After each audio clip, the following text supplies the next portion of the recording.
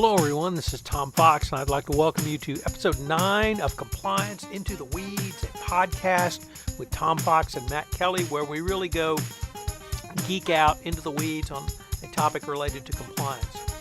We go super geek in this one as we begin to discuss the COSO ERM Framework, which was released a couple of weeks ago. Matt wrote a blog post on it. We talk about his blog post, what the ERM Framework is, and how you need to think through it for your compliance program, or at least begin to think through it. The episode comes in at just over 18 minutes. I hope you enjoyed it. It's going to be the first of many. We are really going to go into the weeds on the new ERM framework. This is Tom Fox. Thank you very much for listening. Hello, everyone. This is Tom Fox, and I'd like to welcome you to this episode of Compliance Into the Weeds with my good friend and colleague, Matt Kelly.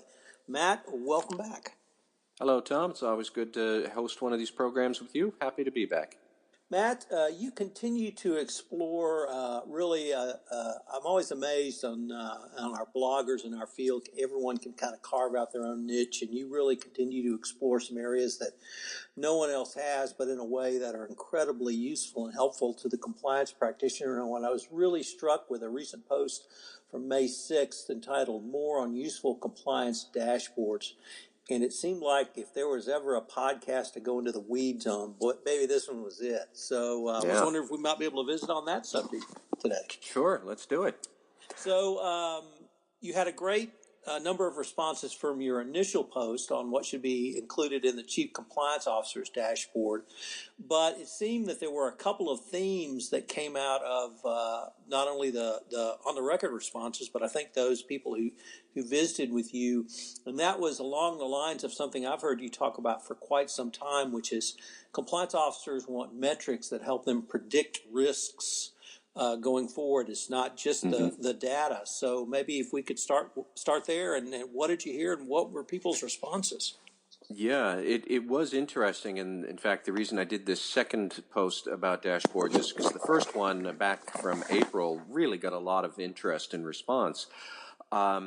And what people told me in comments or emails or just in chatting with them over the phone or whatnot was, I think it was best summed up by one person who even actually said, the regulatory risks I have that I should be watching in a dashboard, like that's easy. I can tell you what I need to worry about. I don't know how to pull together the right sorts of data to tell me how much I need to worry about those specific things. And that's really what got to me, is that so many people were saying they're looking for dashboard metrics that will help them predict risks or predict how risks are changing and which ones are getting worse, and also a bit about specifically risks around employee behavior. And one person said something like, I want to be able to track employee complaints, which involve HR, which ones involve compliance, how long does it take to respond, etc. I want to track whistleblower potential before they become actual whistleblowers. And I thought that hit it very nicely, that, he's looking for predictive risks around what his employees are doing, and specifically around whistleblower complaints, which I think we can all appreciate. That's a pretty big, sensitive thing. So that's what they were telling me, that was their struggle point. Matt, that really seems to tie into a visual that you described for me. I think back at the SCCE Compliance and Ethics Institute last October or September, where you described or visualized a string which was tangled up a little bit, and pulling that string taut so that it was really one line, and that each one of those tangles and twists and turns was a different data point. And unless you pulled that string taut, you couldn't see all of those data points in a line, and that seems to me to be consistent with what you heard after your initial post on compliance dashboards. I think so, yeah. And the original post was more about what should be on that dashboard. What's the number or the collection of numbers you see on your computer screen? But when I got more to thinking about, okay, where do those numbers actually come from, or what are those numbers?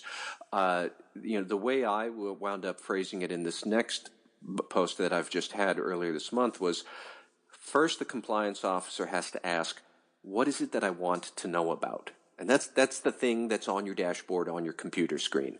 But actually, to build the dashboard, you're going to have to sit back and say, okay, if this is what I want to see, what are those points of data that describe what I want to see? And those are the individual feeds of data that somehow have to get collected, crunched together, compared, and analyzed. And I have no illusions, that's hard to do. That is a big data task that is going to be very difficult, no matter who your vendor is. And there are a lot of vendors out there who put out some very good, thoughtful analyses, and they're good at it. But if you want to be able to describe for them, this is what the dashboard should look like, you have to sit back and think, all right, well, what other points of data in my company describe what I want to see? And then that sort of, I guess, illuminates the metric on your dashboard. It's a different way of describing, what you and I were just talking about there. Yeah, it's a string of, that's tied up in different haystacks of data, and you pull it tight, and finally it all snaps together, and all those pieces of data will line up. You can see right down the line to what's really happening. It's not easy, but that's kind of where you have to try and go. Matt, it's not that I think you have to be particularly sophisticated to understand that type of analysis, but I think in the CCO chair, you have to have some level of maturity in your compliance program to have gotten to the point where you have a dashboard that's generating the raw numbers or raw data that you can begin to dive deeply into. Does that resonate at all, or would you say that someone could come in really off the bat and start with it? No, I think that, if you start off the bat, and you're probably going to wind up striking out pretty quick, because you need to orchestrate the company's workflows and processes to generate the right sorts of data. I'm not even necessarily talking about the formats of the data and how it gets fit into a dashboard. Yeah, that's all stuff for your vendor and developer to figure out with you. But something as simple as the guy who was talking about whistleblower complaints, and when does an employee complaint translate into, this is maybe a real whistleblower problem. He had mentioned HR data. Okay, does your HR department actually handle cases in the right way to generate data for you? And I think a lot of compliance officers listening to us will have very vivid memories or examples of difficulty with their HR department. But that's just one example of it. You need to be collecting whistleblower data that might be coming from an outside vendor. A lot of companies outsource their whistleblower program. If you're combining that data with HR data, you need to be able to be doing these things to generate the right sort of data to pull together. Otherwise, you don't even have the haystacks you and I were just talking about. You just, it's a string on a barren field. Good luck having any information when you pull on that. Is that something that you would think a compliance officer could pull from existing data, or would they really need to sit down with HR to see what data HR has, and then see if that data can be formatted in a way which would lend itself to a compliance officer, or even more specifically a whistleblower analysis? Well, yeah, you probably could do it just by sitting down with the HR department, like you suggested. But you're taking the long road to get there, because I'm sure, do they have this information somewhere? Yeah, it might be on scraps of paper. It might be in somebody's head. If they don't have a very sophisticated software program to collect that information, what are they going to do? They're going to open a spreadsheet. They're going to start putting it in. So now you're back to manual spreadsheets, the bane of all of compliance officers' existence. And then it gets emailed to you, and you're collating different spreadsheet data together, and there's risk of errors or outdated information and whatnot. I have no illusion that you can't wave a magic wand with any vendor and turn all of that into an automated thing in a month. It would cost a fortune. It would probably upend a lot of workflows that have come from somewhere, even if they're inefficient. They had their origins some time long ago, in that they made sense. If they don't make sense for the modern compliance program, you're going to have to modernize them in the right ways. You're going to have to sit down and think about it. But that's what compliance officers do. But, it would be a journey. You also had another point towards the end of your article, which I guess I could call, or you wrote about, as business communications. But the key takeaway I got was it was not inbound communications. It was outbound communications. Can you explain what you meant by that? Yeah, that was a really good point that somebody made when I posted this column on LinkedIn. And, I don't know who this person was, and I'm not entirely sure that, we understand the point correctly, but he said he wants to monitor business communications.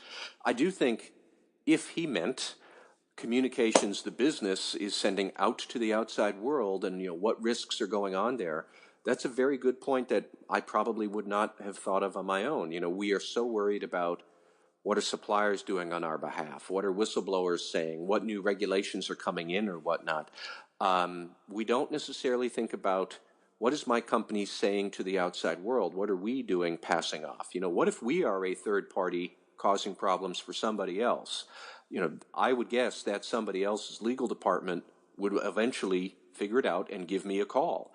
You need to think about your own outbound activities. Are they generating some risks? And as well as, the inbound pressures that are creating more compliance needs on the organization. It was a very good point, and I'm glad whoever it was who raised it, I'm glad he put it out there. So really the thing that I guess the tone of your article was to get people thinking about not so much just the raw numbers, but what's behind those and what information drives some of those raw numbers. And it seemed to me that you were able to create quite a conversation around not, in addition to what does it mean, but how do we get to what I need in a way that I thought was quite creative, intentionally or not.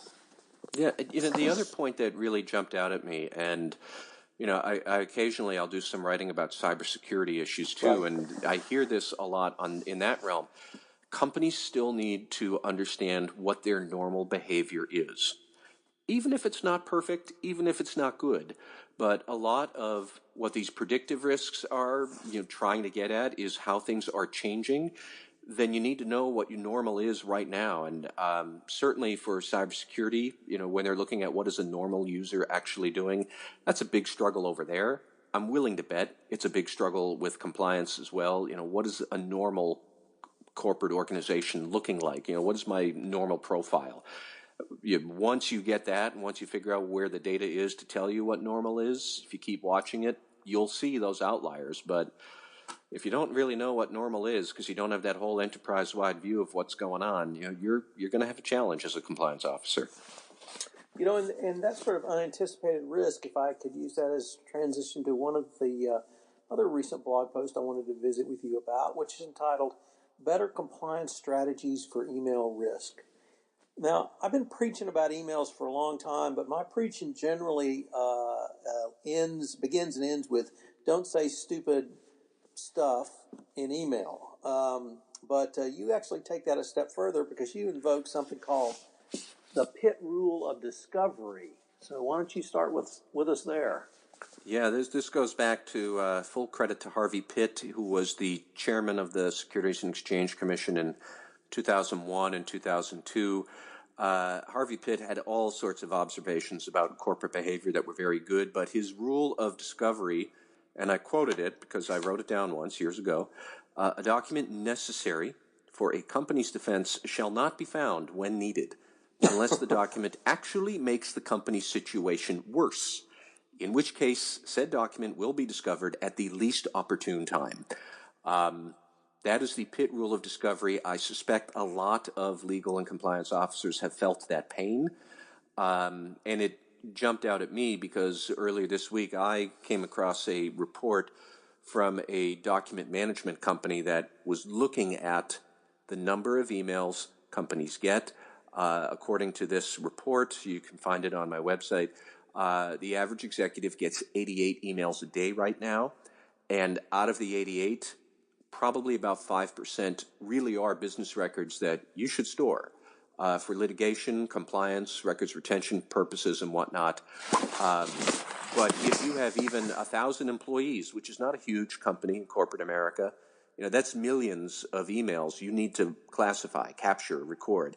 It's tens of millions that are crap that you can delete and should not have around. And this report was sketching out how difficult it may or may not be for that. And this is assuming you put smart stuff in the email, not even stupid stuff, which is going to make it all the worse. But, they were saying it's a big problem even when you're saying smart and wisdom in email. So there's one other thing I do have to talk to you about, because you had yet a third post that I wanted to visit with you on that really tied together where we are in 2016. It's entitled, "This is a Thing Now, SEC Filings on Weed."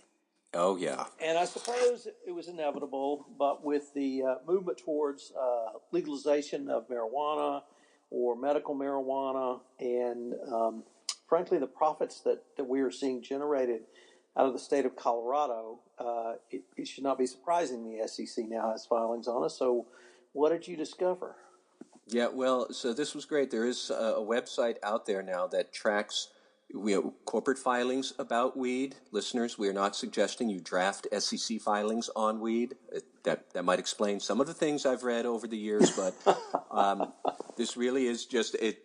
I don't know who this guy is. His name on his blog is Wisebrow. I think the universe is better off and slightly more subversive without knowing who he is, so I'm not going to bother. But he tracks corporate filings about legalized marijuana business, which is a big business. He is, no surprise, apparently. He lives in Colorado. There's a big shock. It's rather tongue-in-cheek. He's got some sort of financial analysis expertise. He can do a pretty good picking apart what's going on with corporate disclosures. He calls into the earnings calls that these companies post, and he picks up on who's filing what. And then he'll also post some photos of some Mary Jane somebody's growing in his backyard or his greenhouse, and some videos of some Jon Stewart movie about growing weed as well, which I never saw. But it's funny, and it's cute, and it's just a sign of the times that you can... Compliance is a vast and diverse realm, and he's zeroed right in on the weed compliance opportunity there. It's SEC filings on weed.blogspot.com if anybody wants to go and check them out. And compliance officers who are very interested in the subject, I have no judgment, but you know who you are. Making no judgments here. Well, Matt, that seems like a good way for us to end. This has been very interesting, once again, going into the weeds. I just am always amazed at the variety of things that and angles that you find to write and talk to us about. So my only request to you would be keep it up. Well, thank you, Tom. All right. Take care, everybody. All right.